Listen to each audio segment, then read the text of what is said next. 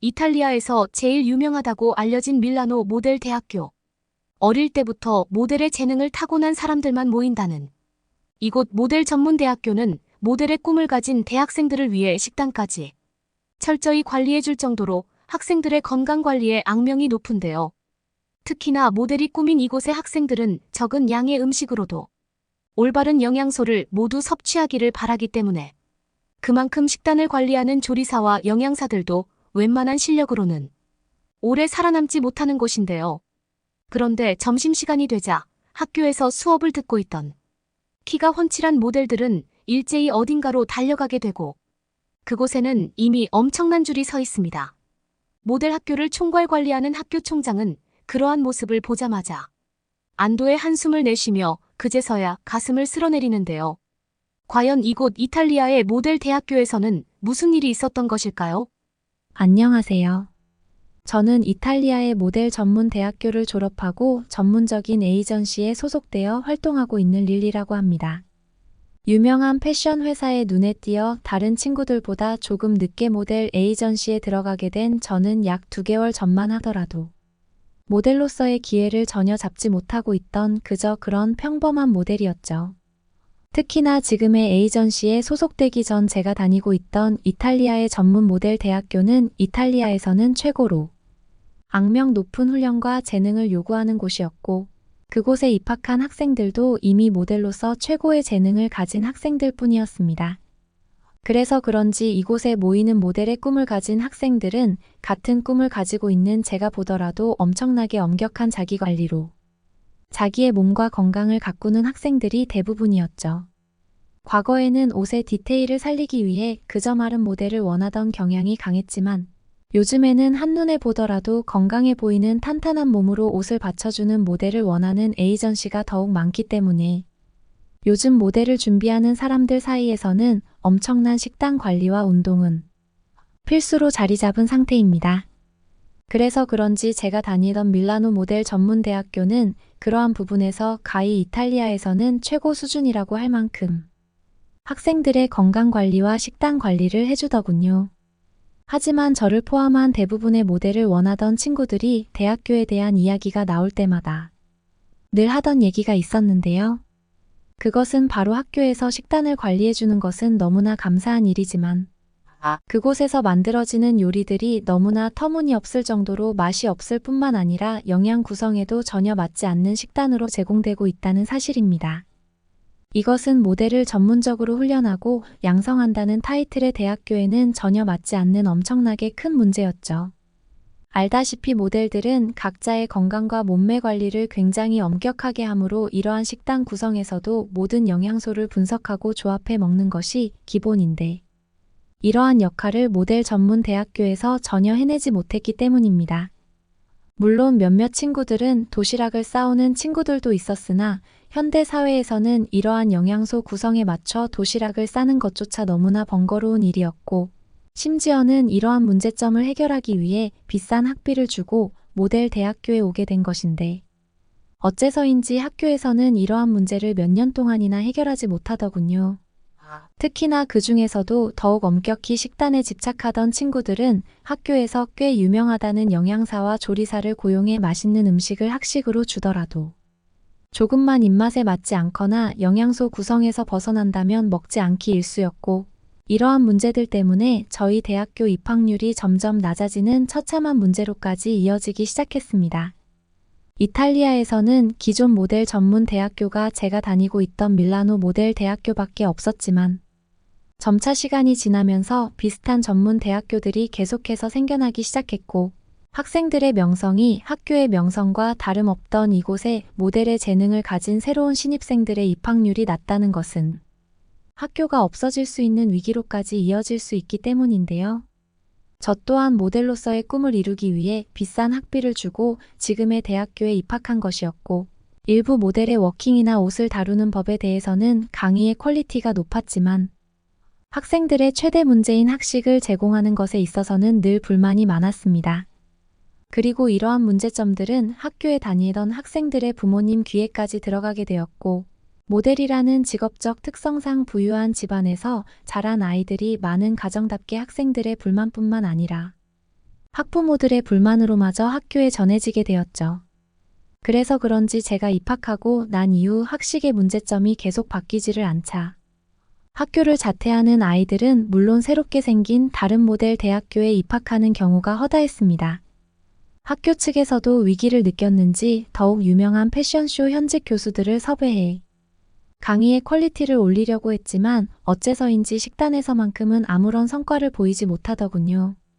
저 또한 집을 나와 혼자 살고 있었기 때문에 도시락을 준비하는 것은 너무나 어려운 일이었고 더더욱 학식에 의존할 수밖에 없었기 때문에 불만이 많았습니다. 나중에 가서는 아무리 바빠도 저의 몸과 건강을 위해 도시락을 준비하기는 했지만 혼자 살면서 도시락을 건강에 맞게 준비하는 것은 너무나 어려운 일이었고 그럴수록 차라리 지금의 모델 대학교를 자퇴하고 다른 학교에 가는 것이 낫지 않을까라는 생각마저 들더군요. 저와 친했던 몇몇 친구들은 학교 근처 샐러드 전문점에서 밥을 사 먹기는 했지만 몸을 탄탄하게 유지하기 위해서는 고기를 섭취하는 것이 필수였고 샐러드 전문점에서도 이러한 영양 구성에 맞춰 밥을 사 먹기에는 힘든 점이 많았습니다. 부모님과 함께 살고 있던 친구들은 자신들이 원하는 대로 도시락을 싸오기는 했지만 저처럼 혼자 사는 친구들은 점점 학교를 자퇴해야겠다는 생각에 다다르게 되었고 심지어는 학식을 먹지도 않는데 그것에 포함된 식단 구성용 학비를 내야 된다는 것조차 이해하기 어려워지더군요. 그러던 어느 날 학교에서는 교수들을 향해 강한 지침을 통보했는지 워킹 수업 도중 이제부터 전문적인 영양사 선생님과 조리사님이 학식의 식단을 담당해 주실 것이라는 말과 함께 특히 모델을 희망하는 학생들을 위해 체중도 조절하면서 맛도 있는 학식을 제공할 테니 꼭 학생 식당을 이용해 달라는 설명을 해주셨습니다. 저와 친구들은 드디어 우리를 생각해주는 전문적인 영양사와 조리사분이 왔다는 생각에 이제부터는 밥값도 아낄 겸 꼭 학생 식당에서 밥을 먹자는 즐거운 얘기들을 나눌 수 있었죠. 그리고 약 일주일 뒤 새로 부임하신 영양사님과 조리사님이 선보이는 첫 학식날이 되었고 저를 포함한 대부분의 친구와 학생들은 모두가 학생 식당으로 달려가게 되었습니다. 모델을 희망하는 친구들이었기에 많은 양을 먹지는 않았지만 대부분 친구들이 맛에 굉장히 민감한 미식가라고 할 수 있는 친구들이었기에 맛의 평가에는 엄청난 까다로움이 예상되고 있었죠. 그런데 학생 식당에 도착해 그릇에 밥을 받는 순간부터 저와 친구들은 무언가 잘못되었다는 것을 느끼기 시작했습니다. 그것은 한눈에 보아도 양식이 아닌 무언가 알 수 없는 정체불명의 요리들이었고 대부분의 준비된 음식들이 기름지고 자극적인 중식으로 구성되어 있었기 때문이죠. 저와 친구들은 그래도 한번 먹어보자는 생각에 모델이라는 꿈을 가지고 난 뒤 단 한 번도 먹지 않았던 고칼로리의 중식 음식들을 먹기 시작했고 첫 한 입을 먹는 순간부터 너무나 자극적인 맛에 당황할 수밖에 없었습니다. 짜장면과 짬뽕은 물론 중식의 대표 음식이라고 할 수 있는 탕수육까지 저희가 외국인이라는 것은 전혀 예상하지 않은 듯한 고칼로리의 연속이었고 몇몇 남자 모델 친구들은 밥을 먹다가 엄청난 화가 났는지 밥을 먹은 그릇까지 그냥 그대로 놔두고 밖으로 나가버리더군요. 저 또한 너무나 큰 기대를 했는데 그날 먹어본 첫 영양사분과 조리사분의 음식은 형편이 없었고 더는 학교의 일말에 기대조차 하지 않을 정도의 음식이었습니다. 저와 친구들이 더욱 화가 났던 것은 대부분의 학생들이 모델이 되기 위해 엄격한 자기관리를 하고 있는데 이러한 자극적인 중식 음식들이 나오는 것은 전혀 저희 학생들을 생각하지 않았다는 사실이었죠. 그리고 아니나 다를까 알고 봤더니 학교에서는 인근 차이나 타운에 있던 중식 영양사분과 조리사분을 다소 저렴한 임금으로 고용했다는 사실이 들통나고 말았습니다. 이탈리아에서는 최고 명문 모델 대학교로 알려진 곳이었는데 그것에 전혀 맞지 않는 학교의 대처나 다름없었죠. 저와 친구들은 엄청난 화가 나게 되었고 실제로 몇몇 외부 에이전시와 계약을 하기 직전이던 친구들은 빠르게 대학교를 자퇴하고 곧바로 에이전시와 계약을 하는 사람들이 많아지게 되었습니다. 시간이 지날수록 학생 식당을 이용하는 학생들의 수는 줄어들게 되었고 약 한 달 정도 지나니 그 어떤 학생들도 학생 식당을 전혀 이용하지 않았습니다. 그러던 어느 날 학교에 새로운 신입생들이 입학하게 되었습니다. 저와 1년밖에 차이가 나지 않는 모델을 원하던 신입생들이었는데 특이하게도 이번 기수에는 한국인 학생들도 몇몇 포함되어 있더군요. 처음 그들을 봤을 때 저는 저보다 더 날씬하고 건강해 보이는 얼굴과 몸매에 엄청나게 놀랄 수밖에 없었습니다. 특히나 한국에서 왔다는 새로운 친구들은 키가 얼마나 큰지 기존 학교에 있던 대부분의 친구들보다 훨씬 키가 크고 요즘 모델계에서 모셔간다는 강한 한국인의 매력은 더욱더 그들을 돋보이게 해주더군요. 저는 그중 수키라는 이름을 가진 키가 엄청나게 큰 한국인 친구와 친해질 수 있었습니다. 수키는 태어날 때부터 키가 크지는 않았지만 한국에 있을 때부터 부모님의 엄격한 식단 관리로 골고루 영양을 섭취해서인지 어느 순간부터 키가 엄청나게 자라기 시작했다면서 영양의 중요성을 굉장히 잘 알고 있는 친구였죠. 수키가 처음 학교에 입학하고 약 한 달 정도는 학교 외부의 모델 행사 때문에 제대로 학교에 나오지 않았지만 한 달이 지나고 난 뒤에는 항상 저와 학교에서 모델 수업을 같이 들으며 금방 친해질 수 있었습니다. 그리고 수키와 함께 학생 식당을 가게 된 첫날, 저는 식당에 가기 전부터 우리 학교의 학생 식당은 전혀 학생들을 고려하지 않는 식단이라고 말해주었고, 실제 식당에 도착해서 한눈에 봐도 자극적이고 칼로리가 높아 보이는 중식 음식을 본 수키는 매우 놀라고 말았죠. 수키는 이탈리아의 모델 대학교에 오기 전 다른 나라에 있던 전문적인 모델 학교도 경험해봤다고 했으나 이러한 말도 안 되는 중식의 식단은 정말 처음 봤다면서 엄청나게 화를 내기 시작했습니다. 저 또한 수키의 말에 동의했고 한 달 동안이나 바꿔달라고 건의를 했으나 학교에서는 아무런 시도도 하지 않고 있다고 말해주었고 수키는 잠시 고민하더니 자신이 한번 바꿔보겠다면서 일주일만 지켜보라는 의미심장한 말을 해주더군요. 그리고 실제로 일주일 뒤 수키는 외부의 모델 행사가 있었는지 학교를 나오지 않았습니다. 도시락을 싸오지 않은 저는 어쩔 수 없이 혼자 학생 식당으로 향하고 있었는데 학생 식당에는 평소에는 전혀 볼 수 없었던 엄청나게 긴 줄이 늘어져 있더군요. 대체 이게 무슨 상황인가 싶어 가까이 다가가 평소 얼굴만 알고 지내던 친구에게 오늘은 식당에 왜 이렇게 줄이 많냐고 물어보았는데 돌아오는 대답은 놀라웠습니다. 친구는 오늘부터 학생 식당에서 한식을 전문적으로 전담해 주시는 새로운 영양사분과 조리사분이 오셨다면서 열량은 줄이고 음식 본연의 맛은 잘 느낄 수 있는 음식들이 나오고 있다는 소문이 퍼지고 있다면서 얼른 먹어보라고 해주더군요. 평소 한식에 대해서 잘 모르고 있던 저는 눈으로 확인해야겠다는 생각에 이르렀고 실제 식당 안으로 들어가 보게 된 한식들은 놀라웠습니다. 그것은 일반적인 음식이라고 할 수 없을 정도로 아름다운 음식들이 대부분이었고 그 중에서도 꽃으로 만든 팬케이크처럼 보이는 음식은 정말 아름답고 맛있어 보이더군요. 실제 식당에서 밥을 먹고 있는 모델 친구들을 보니 중식이 나올 때에는 전혀 볼 수 없던 행복한 미소를 짓고 있었습니다. 준비된 음식들은 양념이 최소한으로 절제된 달래, 비빔밥과 꽃을 이용한 쌀로 만든 파전, 기름기를 제거한 한국의 돼지고기 수육이라는 음식이 준비되어 있었죠. 특히 한국의 수육이라는 음식은 돼지고기였음에도 기름기가 전혀 없어 보이는 담백한 모습이었고 저는 그제서야 학교가 정신을 차렸다는 것을 알아차릴 수 있었습니다. 학생 식당이 바뀐 지 단 하루 만에 이러한 한식에 대한 소문은 SNS를 통해 모델 친구들 사이에 빠르게 퍼져나가게 되었고 심지어 인근 가까운 학교에 있던 일반 대학교 학생들까지 놀러와서 학식을 이용하고 갈 정도의 영향력을 보여주었습니다. 저는 곧바로 수키에게도 수육이라는 음식과 비빔밥을 사진으로 찍어 보내주었는데 수키는 뜬금없이 이번에 학교에 새로 부임한 영양사분과 조리사분이 자신의 친언니와 오빠였다는 말과 함께 지금 이탈리아의 한인타운에서 유명한 한 식당을 이미 운영하고 있다는 놀라운 말을 해주더군요. 알고 봤더니 수키는 한국에서도 엄청난 영향력이 있던 셰프 집안에서 태어난 딸이었습니다. 모델의 꿈을 키워오던 수키는 지금은 자신의 오빠, 그리고 언니와 함께 이탈리아에서 모델 일을 하기 위해 단기 이민을 왔던 것이었고 자신이 학교에 다니던 사이 오빠와 언니분은 이미 이탈리아에서는 유명한 한 식당의 운영에도 성공한 엄청난 가족이었죠. 저는 너무나 놀란 마음에 그걸 왜 이제서야 말을 하냐며 당황했지만 수키는 조용히 학교 생활을 하고 싶었는데 도저히 먹을 수 없는 학생 식당 때문에 가족에게 도움을 청했다는 감사한 얘기들을 이어나갔습니다.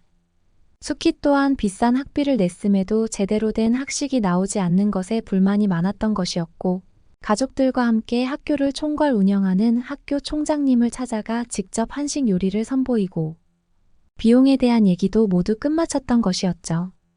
그렇게 저희 학교의 학생 식당은 저열량이면서도 영양소 구성에 맞춘 식단으로 엄청난 유명세를 타기 시작했고, 이러한 소문이 빠르게 퍼지면서 몇몇 지역 방송국들에서도 공개될 정도였습니다. 그리고 이러한 수키네 가족의 도움 덕분인지 저희 학교는 모델을 진정으로 육성한다는 유명세를 함께 타면서 학교 자체가 유명해지기 시작했고, 이러한 유명세는 저와 같은 소속 학생들이 사회에서 외부 모델 활동을 하는데 엄청난 도움이 되어 주었습니다. 저를 포함한 모든 친구들이 수키를 볼 때마다 너무나 감사하다는 말을 꼭 빼먹지 않고 할 정도였고, 실제로 수키도 이탈리아에서 제일 유명한 모델 에이전시와의 계약에 성공하면서 한국인의 아름다움을 널리 알리는 모델의 길을 시작했죠. 놀랍게도 수키가 학교를 떠나고 난 뒤에도 수키의 가족분들은 저희 학교 학생 식당의 식단을 계속해서 담당해 주셨고, 매일매일 질리지 않고 바뀌는 한식의 식단들로 모델을 원하는 학생들의 건강과 몸매를 관리해 주셨습니다. 그리고 약 2개월 전만 하더라도 저는 남들보다 조금 늦게 에이전시와의 계약에 성공할 수 있었고, 그때까지도 계속해서 수키의 가족이 운영하는 대학교 학생 식당을 꾸준하게 이용하게 되었습니다. 매일매일 오늘은 어떤 한식이 나올까 기다리는 것과 함께 저는 한식이 그렇게나 다양하게 조합되고 맛있어질 수 있다는 사실에 그만 한식의 매력에 푹 빠지고 말았습니다. 지금은 학교를 졸업하고 에이전시와 일을 한 지 시간이 조금 지났지만 저는 종종 집에서 혼자 있을 때에도 제가 제일 좋아하는 수육이나 김치볶음을 요리해서 먹고 있으니까요. 그러면 다음 사연으로 넘어가겠습니다. 너 거기에 뭐 넣는 거야? 여기는 한국의 어떤 가정집. 한국인 여성과 호주 여성 둘이서 함께 즐거운 대화를 나누고 있습니다. 이내 한국인 여성이 갑자기 입을 벌리고 있는 상자에 뭔가를 넣기 시작하자 그 장면을 목격한 호주 여성은 충격을 받고 마는데요. 대체 이 여성이 목격한 장면이 어떤 장면이었는지 한번 알아보러 가실까요? 안녕하세요. 제 이름은 제니예요. 저는 호주의 아름다운 도시 시드니에서 태어나고 자랐답니다. 호주는 깨끗한 자연과 여유로운 삶의 질로 유명하잖아요. 제가 살던 시드니도 평화롭고 쾌적한 도시였죠. 아버지는 제가 자랄 때부터 지금까지 글로벌 기업 중 한 곳의 호주 지사에서 열심히 일하고 계셨어요. 언제나 가족을 위해 최선을 다하시는 따뜻한 분이셨죠. 어머니 역시 정성껏 가족을 돌보며 보금자리를 지키는 든든한 버팀목이셨고요. 그런데 어느 날 저에게 인생의 큰 전환점이 찾아왔어요. 제가 고등학생이 되었을 때 아버지가 회사에서 중국 주재원으로 발령받으신 거예요. 처음에는 1년 동안 아버지 혼자 중국에서 근무하실 줄 알았죠. 하지만 막상 1년이라는 시간을 생각해보니 너무 긴 시간이더라고요. 고민 끝에 저희 가족은 모두 중국에 가기로 결정했답니다. 낯선 타국 생활을 하기도 힘들 텐데 아버지 혼자 적응하시려면 너무 힘드실 것 같아 다 같이 가기로 정했죠. 그렇게 저희는 모두 중국행을 택하게 되었어요. 설레는 마음을 안고 드디어 우리 가족은 중국으로 향하는 비행기에 올랐어요. 푸른 바다와 하얀 구름을 내려다보며 괜히 저도 모르게 기대가 되더라고요. 장시간 비행 후 비행기에서 내리자마자 저는 눈이 휘둥그레질 정도로 깜짝 놀라고 말았어요. 생각한 것보다 공항이 웅장하더라고요.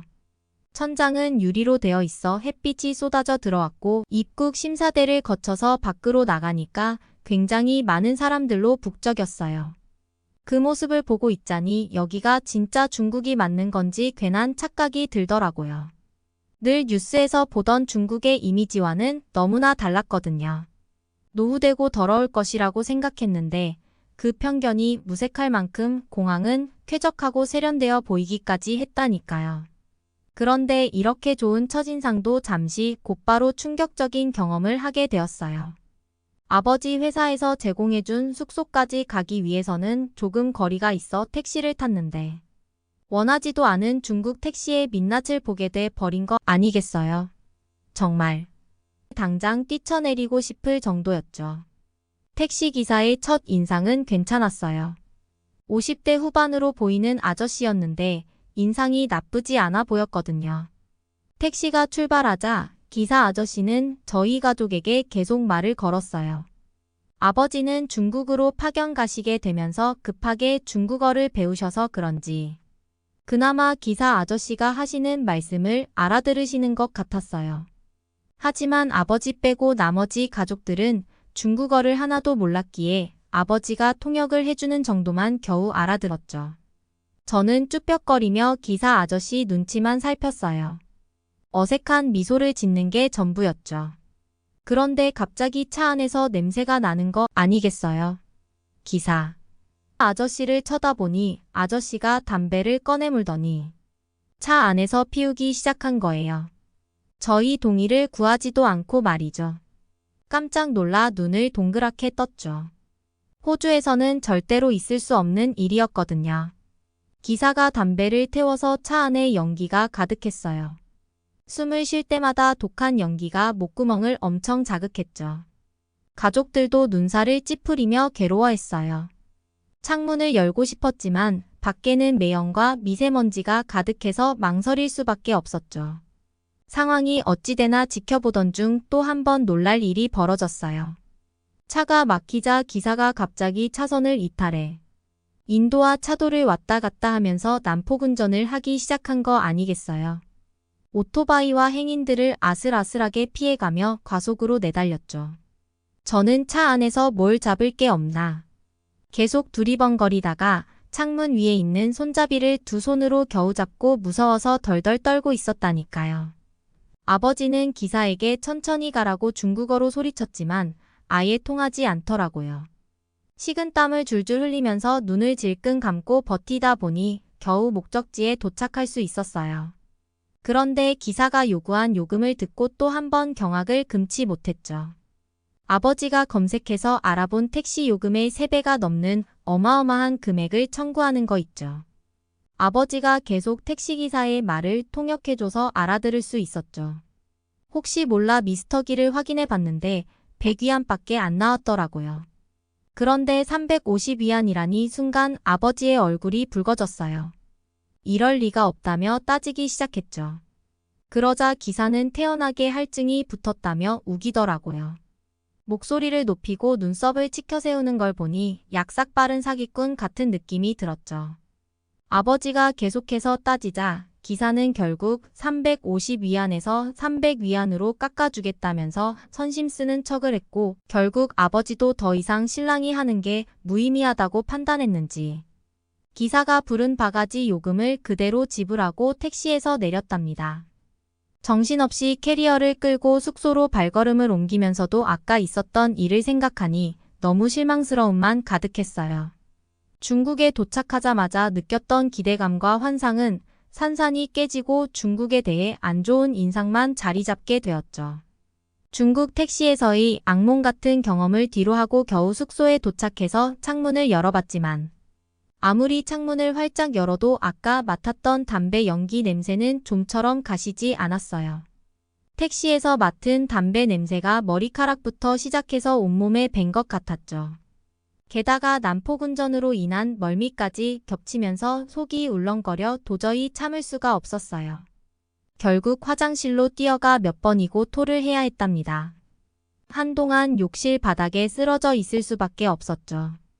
부모님이 걱정스러운 얼굴로 달려와 토닥여 주셨지만 한동안 일어날 수가 없었어요. 중국에 온 첫날부터 이렇게 고생하게 될 줄은 꿈에도 몰랐거든요. 하루 종일 멀미로 고생하느라 밥맛도 없었고 기운이 하나도 없었죠.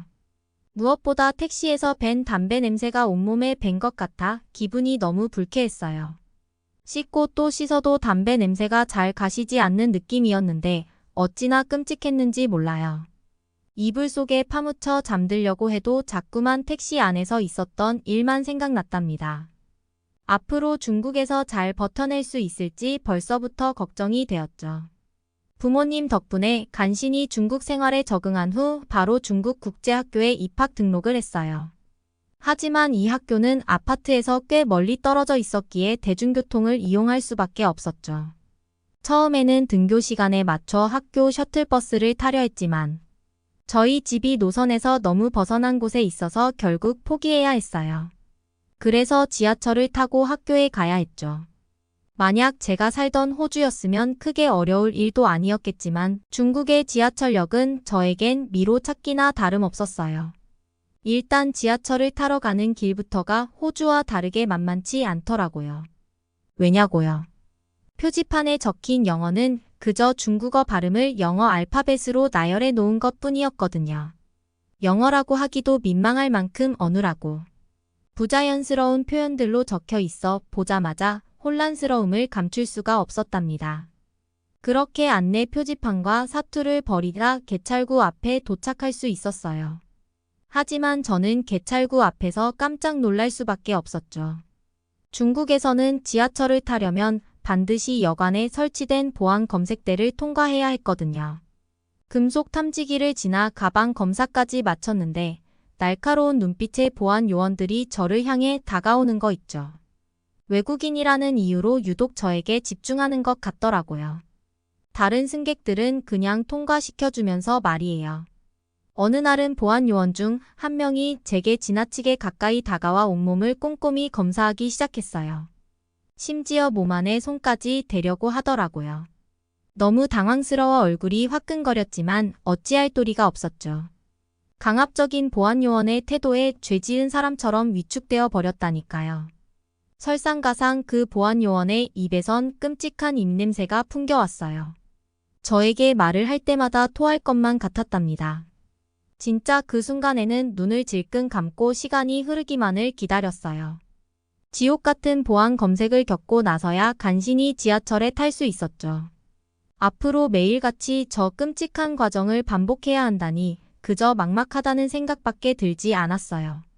차라리 지하철을 포기하고 다른 방법을 찾아볼까 하는 생각도 들었지만 그나마 지하철이 가장 빠르고 편한 수단이라 어쩔 수 없었어요.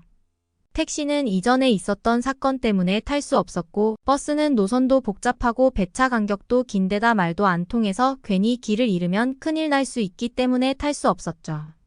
이렇게 힘겹게 중국에서의 삶을 이어가던 어느 날 가족끼리 외식을 하기로 했어요.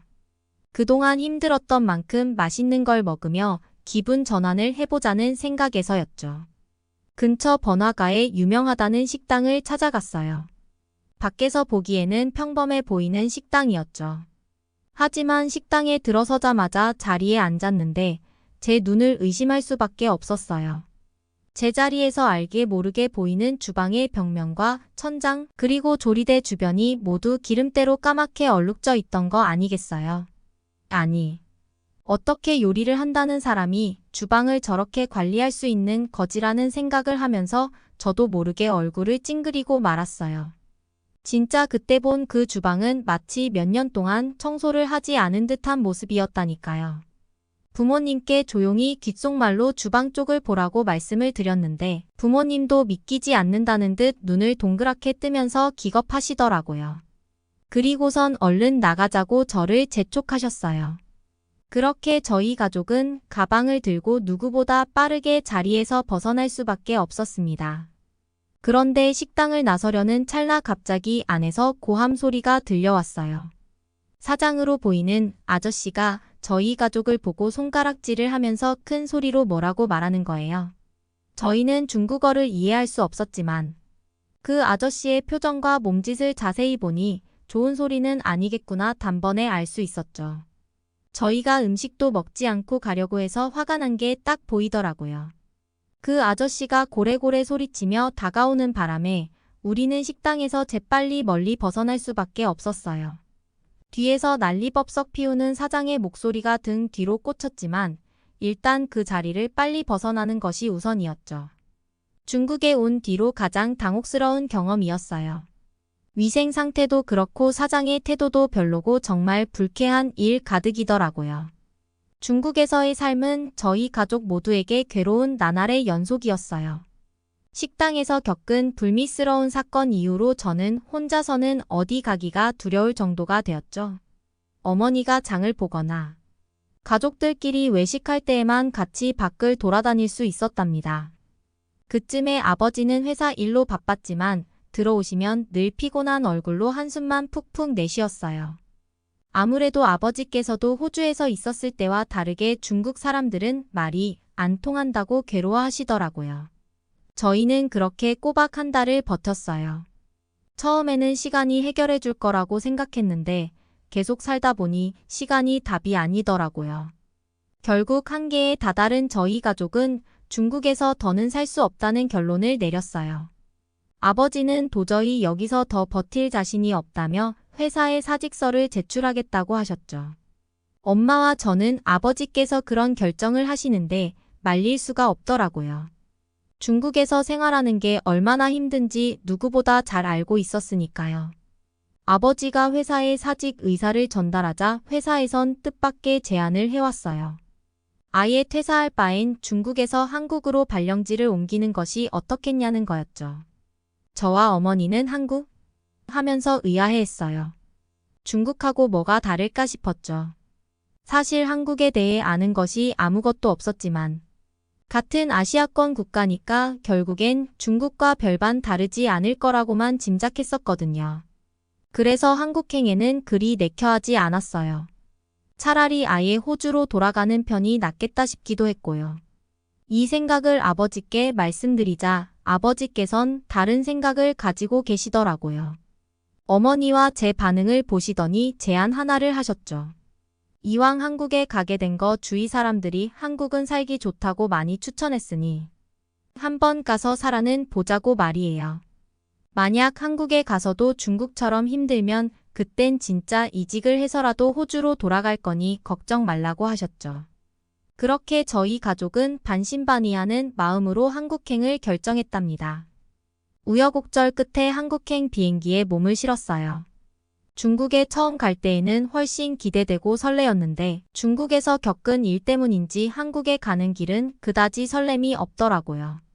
하지만 인천공항에 도착했을 때 저는 믿을 수가 없었답니다. 공항 안으로 들어서자 넓은 개방감과 청결함이 먼저 눈에 들어오더라고요. 중국 공항과는 또 다른 느낌이었죠. 출입국 수속을 밟는 내내 고개가 절로 끄덕여졌어요. 직원들 모두가 친절하게 안내해주고 모든 사람들이 질서 있게 줄을 서는 모습에 감탄이 나올 수밖에 없었죠. 중국에서는 단 한 번도 누군가 줄을 서는 것을 본 적이 없었거든요. 인천공항을 벗어나 한국에서의 첫 목적지인 숙소로 향하기 위해선 택시를 타야만 했어요. 순간 중국에서의 끔찍한 경험이 스쳐 지나가면서 온몸에 소름이 돋았죠. 아버지 얼굴도 딱딱하게 굳어 있었고 어머니도 마찬가지로 걱정스러운 표정을 내비쳤어요. 우리는 조심스레 택시 승강장으로 발걸음을 옮겼답니다. 하지만 택시 앞에 섰을 때 저희 가족은 모두 동시에 깜짝 놀랄 수밖에 없었어요. 중국에서 봤던 좁디 좁은 택시와는 비교도 안 될 정도로 한국의 택시의 크기는 생각보다 엄청 컸고 벤처럼 널찍한 차체의 깔끔한 외관이 인상적이었어요. 밖에는 귀여운 캐릭터까지 그려져 있었죠. 한눈에 봐도 승차감이 좋을 것 같은 예감이 들었어요. 넉넉한 트렁크 덕분에 우리 가족의 캐리어도 무리 없이 실을 수 있었죠. 안심이 되면서도 마음 한구석에는 괜히 불안감이 자리 잡고 있었어요. 차가 크고 좋아봤자 운전기사가 막 굴면 아무 소용이 없었거든요. 택시에 탑승하는 내내 운전기사에 대해 온갖 상상을 하며 긴장을 내려놓지 않고 있었답니다. 하지만 택시기사 아저씨는 친절한 미소로 우리를 맞아주셨어요. 짐을 싣는 것도 도와주시고 정중하게 인사까지 해주시는 걸 보고 긴장이 살짝 풀리더라고요. 무엇보다 담배 냄새가 전혀 나지 않는다는 사실에 안도의 한숨을 내쉬었죠. 택시가 출발하자 아저씨는 우리 가족과 간간히 대화를 나누려 하셨어요. 그런데 중국과는 달리 영어로 말씀해 주시는 거예요. 물론 유창한 발음은 아니었지만 충분히 소통이 가능한 수준이었죠. 운전 중에도 과속이나 난폭 운전은 전혀 느낄 수 없었어요. 신호도 잘 지키고 안전운전을 하는 모습에서 안전의식이 느껴졌죠. 우리는 처음으로 택시 안에서 여유롭게 창밖 구경을 할 수 있었어요.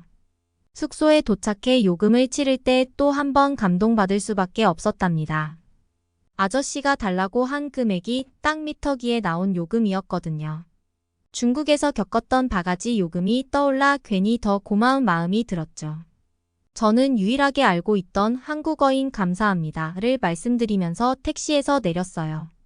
아저씨가 제 인사를 듣더니 제 발음이 좋다면서 최고라고 엄지를 축혀 세워주시는 거 있죠. 짧은 시간이었지만 이 택시기사 아저씨 덕분에 한국 사람들에 대한 좋은 인상을 갖게 되었답니다. 수소로 배정된 아파트를 보고 우리 가족은 모두 입을 다물 수가 없었어요. 건물 외관부터 어마어마하게 현대적인 느낌이었거든요. 중국에서의 아파트와는 비교가 되지 않았답니다. 로비에 들어서자 마치 호텔처럼 깔끔하고 고급스러운 분위기가 물씬 풍기는 거 있죠. 저희가 로비로 들어서자마자 바로 엘리베이터가 1층으로 내려오고 있었는데 그걸 보고 얼마나 신기했는지 몰라요. 거기다가 엘리베이터는 물론이고 복도 곳곳도 깨끗하게 청소가 되어 있었어요. 현관문을 열고 들어갔을 때는 더욱 놀랄 수밖에 없었답니다. 최신식 가전제품과 가구로 꾸며진 집안 풍경은 마치 인테리어 잡지에서 본 것 같았거든요.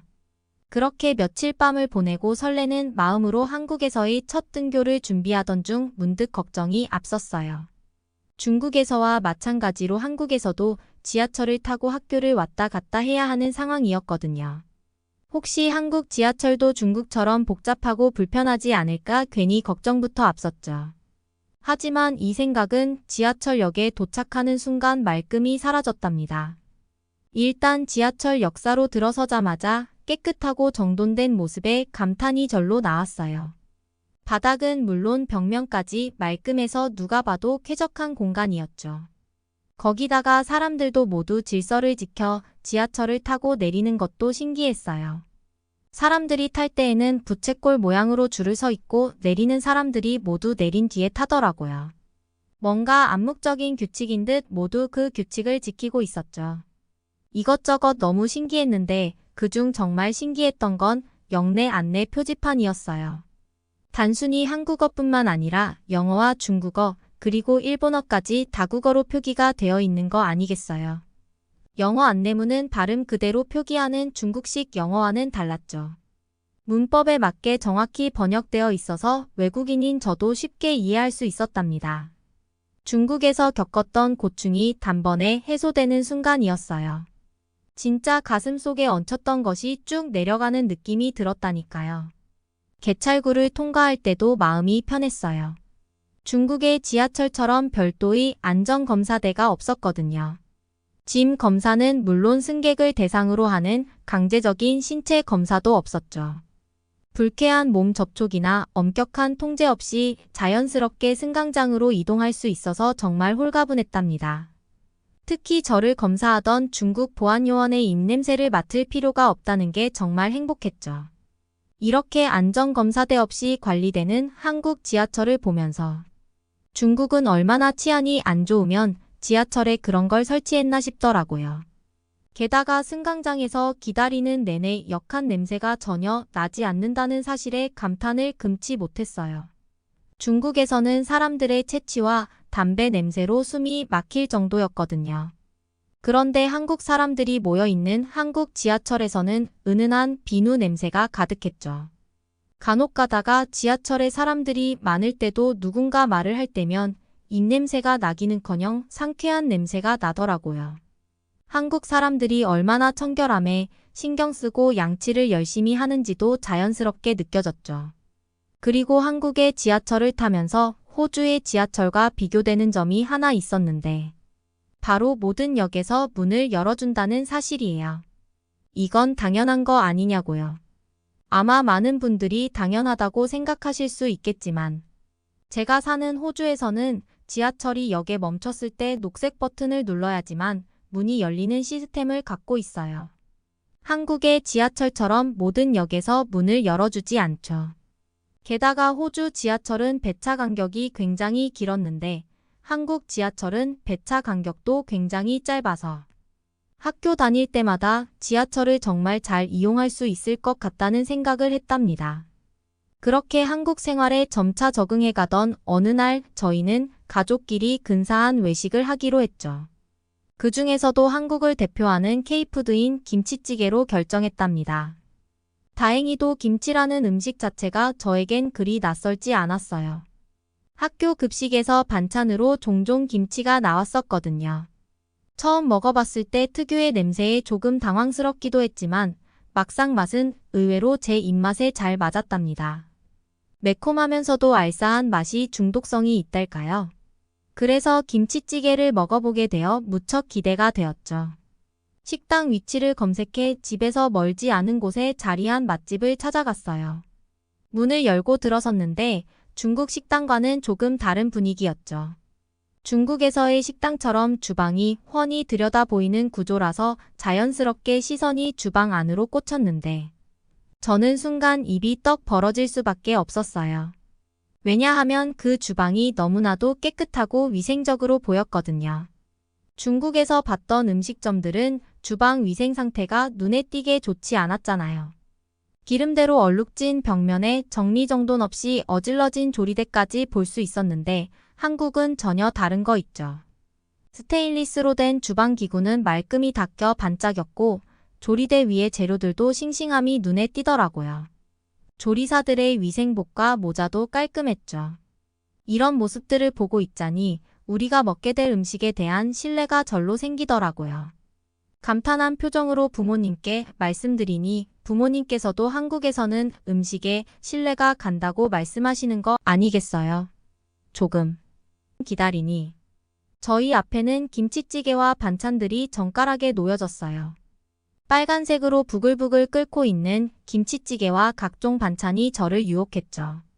한 숟가락을 뜨자마자 매콤한 양념 냄새가 확 풍겨왔답니다. 김치찌개를 한 입 크게 떠먹었는데 입안 가득 진한 감칠맛이 퍼졌어요. 알싸한 양념이 톡 쏘면서 입맛을 확 당기는 느낌이었죠. 아삭아삭한 김치를 듬뿍 넣어 끓인 듯 식감도 살아있었고요. 게다가 김치찌개에 들어있는 돼지고기와 두부는 입에서 살살 녹는 거 아니겠어요? 특히 밥과 함께 먹었을 때 그 맛의 조화로움이란 이루 말할 수가 없었답니다. 어느새 밥 한 공기가 싹 비워지더라고요. 가족들 모두 어떻게 이렇게 국물이 맛있을 수 있냐면서 밥 한 공기를 더 시켜서 먹었죠.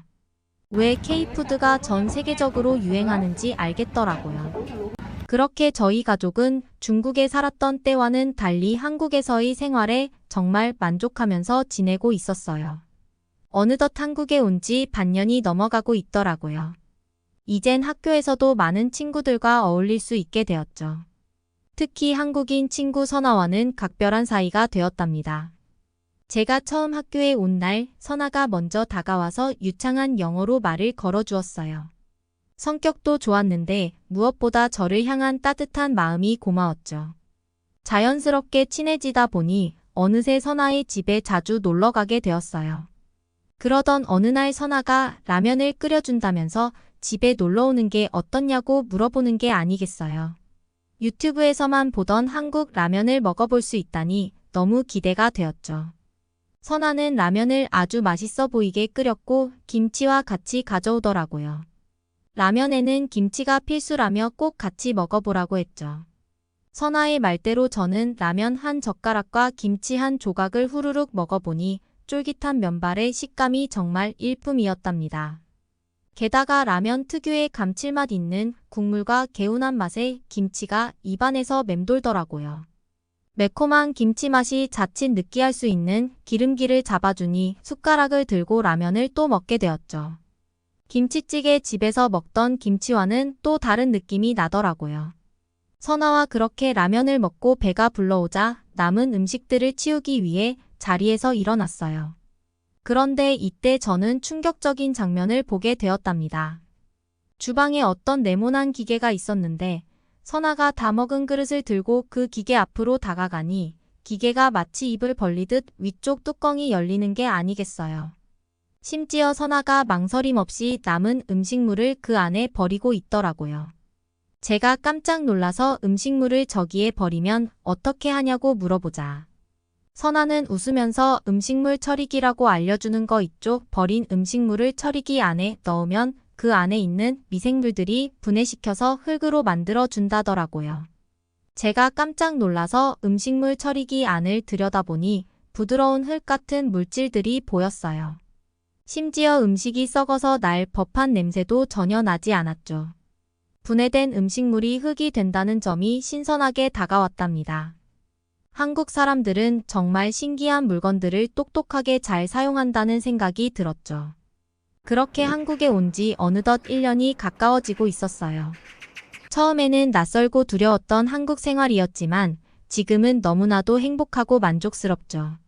그래서 저는 가족들끼리 저녁을 먹으면서 한국에서의 추억을 이야기하다가 부모님께 한국에 더 오래 머물고 싶다고 털어놓았어요. 부모님은 잠시 놀란 표정이었지만 이내 밝게 웃으시며 고개를 끄덕이셨죠. 게다가 아버지도 한국에서의 생활이 너무 만족스러워서 한국 주재원 기간을 좀 더 연장할 수 있도록 요청하겠다고 말씀하시더라고요. 아버지 말씀을 들은 이후로는 한국에서 좀 더 오래 머물 수 있을 것 같아서 굉장히 기대 중이랍니다. 그래서 한국에 머무는 동안 특별한 추억을 쌓고 싶은데 가족들끼리 함께 가기에 좋은 곳이 없을까요? 그러면 다음 사연으로 넘어가겠습니다. 여기는 프랑스의 어떤 레스토랑 한 남성이 음식을 먹자마자 심각한 표정을 짓고 있습니다. 이내 곧바로 주방에서 요리를 하던 셰프가 불려오더니 눈물까지 흘리고 있는데요. 대체 이 레스토랑에서는 어떤 일이 벌어진 건지 한번 알아보러 가실까요? 안녕하세요. 저는 프랑스 파리에서 15년째 레스토랑을 운영하고 있는 피터라고 합니다.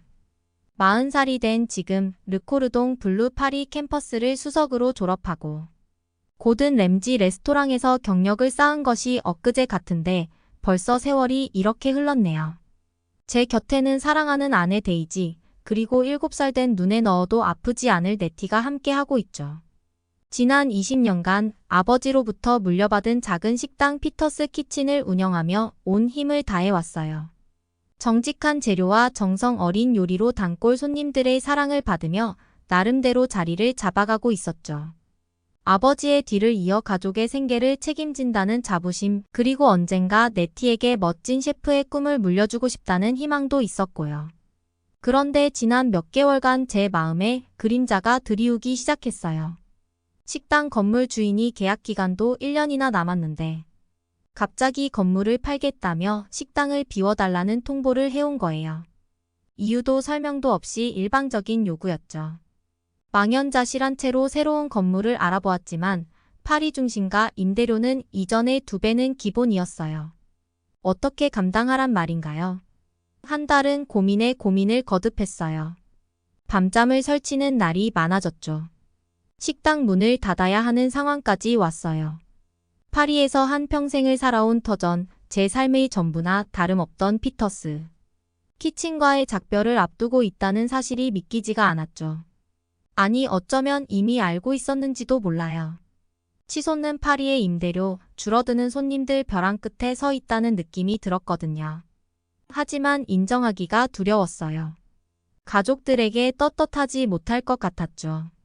매일 밤 거실 한 구석에 웅크리고 앉아 멍하니 시간을 보냈어요. 창밖을 보면 어두운 밤 하늘만 보일 뿐이었죠. 캄캄한 밤 하늘처럼 제 앞날도 암울하게만 느껴졌어요. 이렇게 끝나버리는 걸까? 내가 이룬 모든 게 물거품이 되어버리는 걸까? 한없이 작아지는 것만 같았죠. 네티에게 아빠 직업을 물려주고 싶다는 꿈, 가족들과 함께 소소하지만 행복하게 살고 싶었던 소망들이 부서져 내리는 것 같았어요. 눈물이 왈칵 쏟아졌죠. 아내 데이지는 묵묵히 제 곁을 지켰어요. 싱긋 웃으며 괜찮다고 언제나 제 편이 되어준다고 토닥였죠. 고마웠지만 한편으론 더 마음이 쓰렸어요. 그러던 어느 날 문득 대학 동기 지훈이가 떠올랐어요. 한국에서 레스토랑을 하고 있다는 지훈이는 얼마 전 프랑스를 방문했을 때 피터스 키친에 들렀었죠. 오랜만에 재회한 자리에서 지훈이는 한국 음식의 매력에 대해 열변을 토했어요. 특히 굴 요리가 일품이라면서 아직 프랑스에선 많이 알려지지 않은 식재료라고 했죠. 그 얘기가 새삼 떠올랐어요. 사실 프랑스에서 굴은 귀한 식재료거든요. 당연히 가격도 만만치 않죠. 네티도 굴을 무척 좋아하는데 고작 생일 때나 특별한 날에만 맛볼 수 있었어요. 딸 아이의 좋아하는 모습을 보는 건 언제나 행복한 일이었는데 지금은 그런 작은 기쁨조차 사치처럼 느껴지더라고요. 문득 이런 생각이 들었어요. 네티에게 좀 더 자주 굴을 먹일 수 있다면 얼마나 좋을까? 힘들어하는 아내에게도 맛있는 굴 요리를 해주고 싶었죠. 그때 지훈이가 추천했던 통영이란 곳도 떠올랐어요.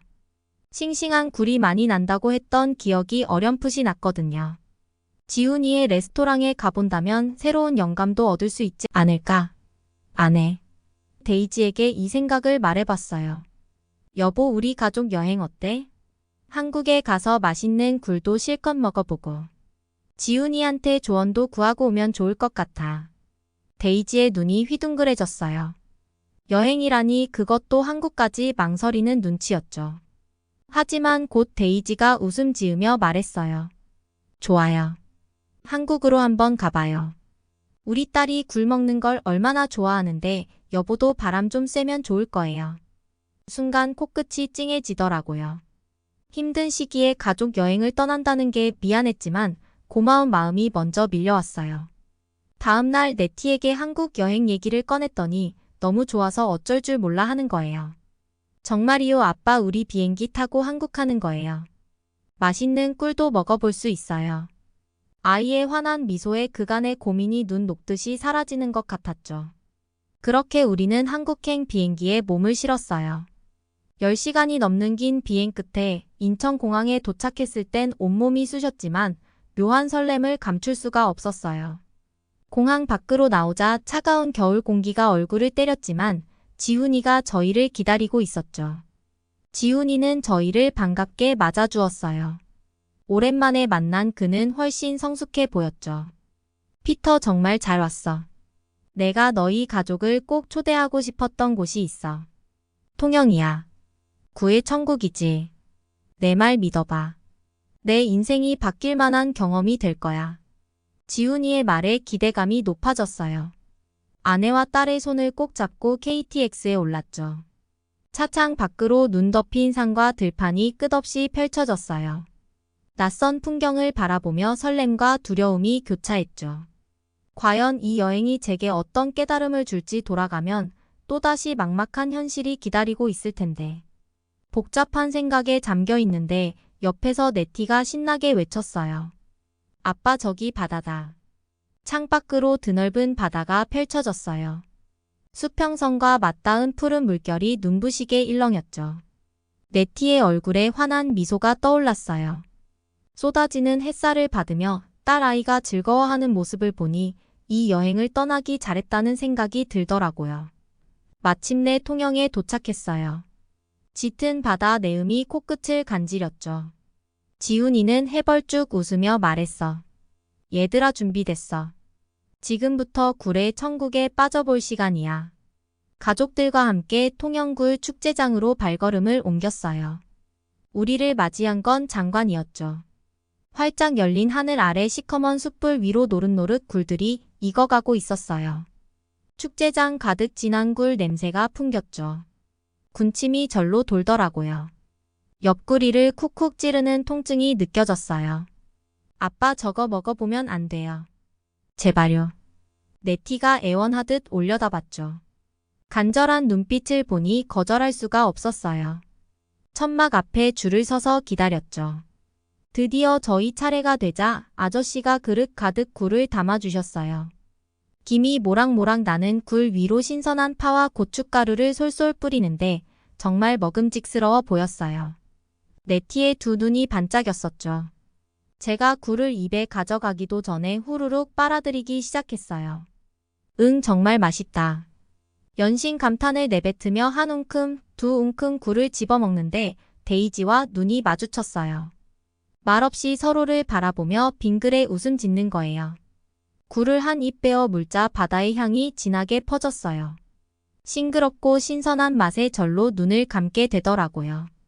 입안 가득 굴에 감칠맛이 도는데 모굴대를 타고 넘어가는 식감이 정말 근사했어요. 프랑스에서 맛본 그 어떤 굴과도 비교할 수 없을 만큼 최고였죠. 옆에선 지훈이가 자랑스럽다는 듯이 웃고 있었어요. 이게 바로 통영 굴의 맛이야. 프랑스에서는 맛볼 수 없는 신선함이지 게다가 가격도 훨씬 저렴하고. 지훈이의 말에 머릿속이 복잡해졌어요. 프랑스에서는 굴 한 개에 10,000원 기본이에요. 그래서 네티에게 자주 먹일 수가 없었죠. 그런데 여기선 고작 몇천 원이면 이렇게 훌륭한 굴을 실컷 먹을 수 있다니. 문득 이 굴을 파리에 가져갈 수 없을까 하는 생각이 들었어요. 프랑스 사람들에게 이 감동을 선사하고 싶다는 열망 같은 게 피어올랐죠. 새로운 메뉴 개발에 대한 영감도 떠올랐고요. 하지만 이내 현실이 발목을 잡았어요. 아무리 멋진 아이디어라도 막막한 상황에선 그저 그림의 떡이나 다름없었죠. 가게는 문을 닫아야 하고 가족들의 앞날도 불투명한데 눈앞에 펼쳐진 꿈 같은 광경이 아득히 멀게만 느껴졌어요. 그런데 이게 웬일일까요? 옆에서 지훈이가 제 어깨를 두드리며 말했어요. 해리 표정이 왜 그래? 뭔가 고민 있어? 지훈이의 따뜻한 눈길에 절로 속마음이 털어지더라고요. 사실 식당 문을 닫아야 할 지경이야. 새로운 장소를 찾기도 힘들어. 가족들 앞날이 막막하고. 그동안 혼자 끙끙 앓던 고민을 쏟아내자 갑자기 눈물이 왈칵 쏟아졌어요. 지훈이가 따뜻하게 위로했어요. 피터, 넌 정말 훌륭한 셰프라고 언젠가 파리에서도 내 실력을 마음껏 펼치게 될 거야. 우선은 여행 잘하고 새로운 영감도 얻어가 뭔가 길이 보일 거야. 분명. 지훈이의 말에 저는 한참을 생각에 잠겼어요. 식당 문을 닫아야 할 위기에 처한 상황에서 새로운 사업을 시작한다는 게 쉽지만은 않은 결정이었죠. 하지만 눈앞에 펼쳐진 통영 굴축제의 풍경은 제 마음을 설레게 했어요. 싱싱한 굴을 맛보며 느꼈던 그 감동을 프랑스에서도 많은 이들과 나누고 싶다는 생각이 들더라고요. 지훈이는 저의 고민을 꿰뚫어보고 있었던 걸까요? 그는 천천히 입을 열었어요. 피터, 사실 내가 널 한국에 초대한 건 단순히 여행을 위해서만은 아니야.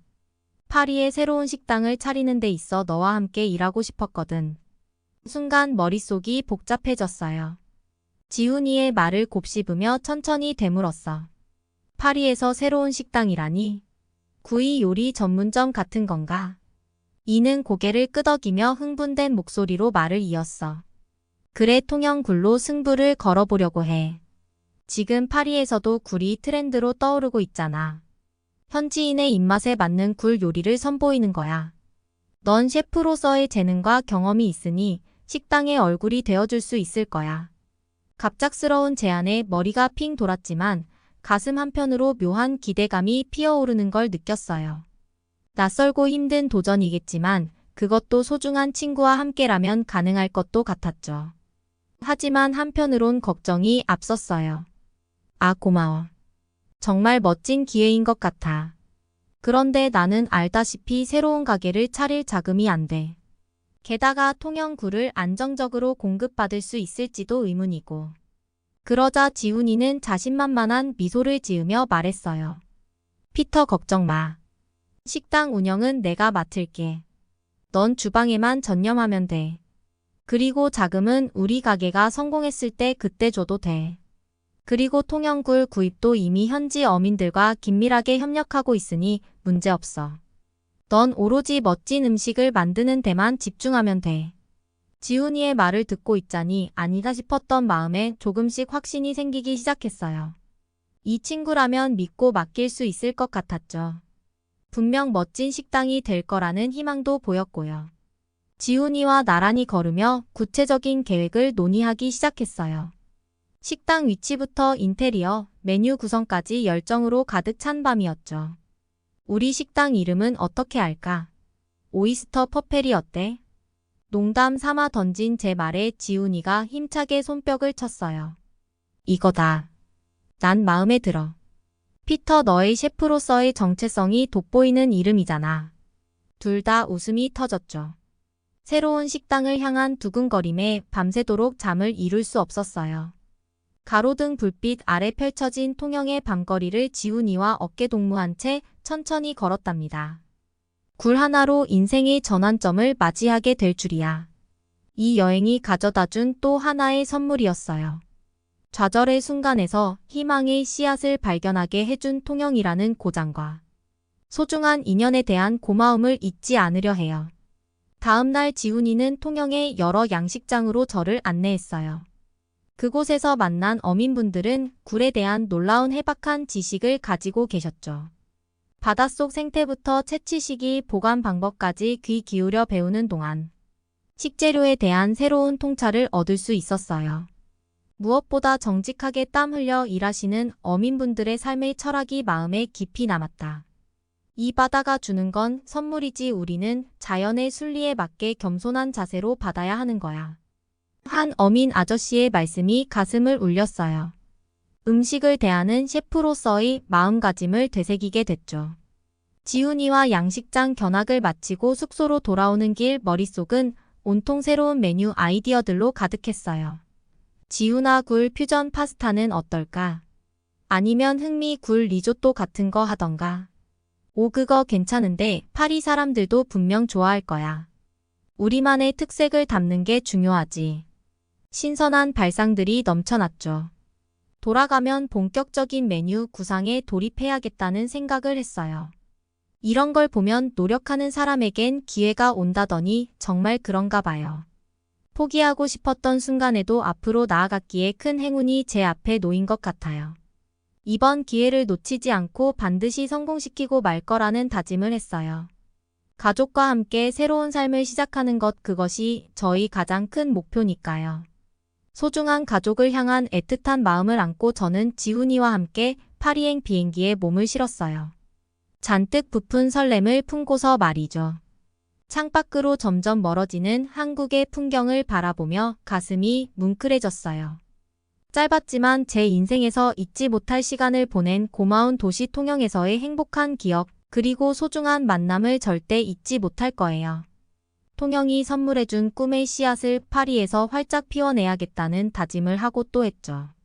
파리에 도착한 후 지훈이와 저는 본격적인 준비에 돌입했어요. 식당 자리를 알아보고 인테리어를 구상하고 식재료 공급처를 찾아 발로 뛰었죠.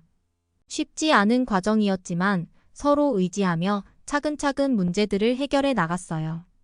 꿈에 그리던 오픈날 드디어 오이스터 퍼페리의 문이 열렸습니다. 아침부터 들뜬 마음으로 주방에 섰죠. 통영에서 맛본 그 감동을 살려내기 위해 정성을 다해 요리했어요. 첫 손님이 식당에 들어섰고 저희는 긴장되지만 최대한 침착하게 준비한 대로 요리를 준비했어요. 그리고 제가 직접 만든 시그니처 메뉴인 통영식 굴 파스타를 지훈이가 손님의 식탁 위에 올려놨죠. 손님이 파스타를 한 입 먹었고 순간 표정이 굉장히 심각해지더라고요. 이내 손님이 지훈이에게 당장 셰프를 불러오라고 했고 지훈이는 멀리 주방에서 지켜보고 있는 제게 오라며 손짓했죠. 그리고 손님의 입에서 나온 말을 듣고 저는 깜짝 놀랄 수밖에 없었어요. 내용은 바로 이런 파스타를 먹을 수 있게 해주셔서 정말 감사하다는 말이었어요. 극찬이었죠. 저는 눈물을 흘릴 수밖에 없었어요. 이와 함께 식당을 열기 위해 고군분투했던 기억들이 주마등을 스쳐 지나갔죠. 이렇게 첫 손님을 시작으로 저희 식당은 점점 유명세를 떨치게 되었어요. 입소문은 빠르게 퍼졌고 식당은 연일만석이었죠.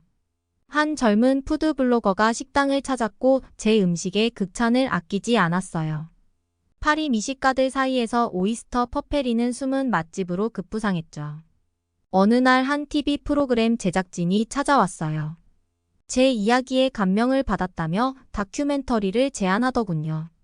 망설임 없이 출연을 결정했어요. 프랑스와 한국을 오가며 느꼈던 제 진심을 전하고 싶었거든요. 다큐멘터리가 방영된 후 식당을 찾는 손님들이 더욱 늘어났어요. 방송을 보고 감동받았다며 먼 길을 마다 않고 오시는 분들도 계셨죠. 프랑스인들에게 한국 음식의 매력을, 특히 굴요리의 진가를 알릴 수 있어서 너무 행복했어요. 한 손님은 이렇게 말씀하셨죠. 피터 셰프의 이야기를 듣고 꼭 이 맛을 경험하고 싶었어요. 정말 굴 파스타 하나에 이런 감동이 담겨 있을 줄이야. 역시 음식은 사람의 마음을 움직이는 힘이 있어요. 또 어떤 분은 눈시울을 붉히며 손을 꼭 잡아주셨어요. 한국에 대해 잘 몰랐는데 피터 셰프 덕분에 한국이라는 나라를 알게 되었어요. 저 넘치고 먹거리가 풍성한 참 매력적인 나라더군요. 이 맛있는 음식을 통해 한국을 느낄 수 있어 감사해요. 손님들의 따뜻한 말 한마디 한마디가 제 가슴을 뜨겁게 만들었어요. 많은 이들에게 감동을 주고 제 음식을 통해 한국의 멋을 전할 수 있다는 게 이렇게 큰 보람이 될 줄은 몰랐거든요. 지훈이도 환하게 웃으며 제 어깨를 껴안았어요.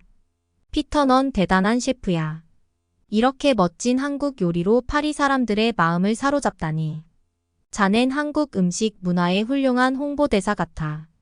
오이스터 퍼페리에서의 첫 해를 보내며 감회가 새로웠어요. 힘든 시간도 있었지만 포기하지 않고 걸어온 이 길이 자랑스러웠죠. 고된 과정 속에서도 빛나는 보석을 발견한 기분이랄까요? 한국에서 얻은 영감과 파리에서의 노력이 이뤄낸 결실이었어요. 여러분은 어떻게 보셨나요? 응원과 격려의 한마디씩을 댓글로 남겨주시기 바랍니다. 사연자분들께 전달해드리겠습니다. 실제 사연 제보를 받고 있습니다. 채택되신 분께는 작은 선물도 보내드리고 있습니다. 저희의 사연이 여러분의 하루의 작은 힘이 될 수 있었으면 좋겠습니다. 감동적인 사연을 주변 분들과 이야기 나눠보세요. 더욱더 좋은 영상으로 다시 찾아뵙겠습니다.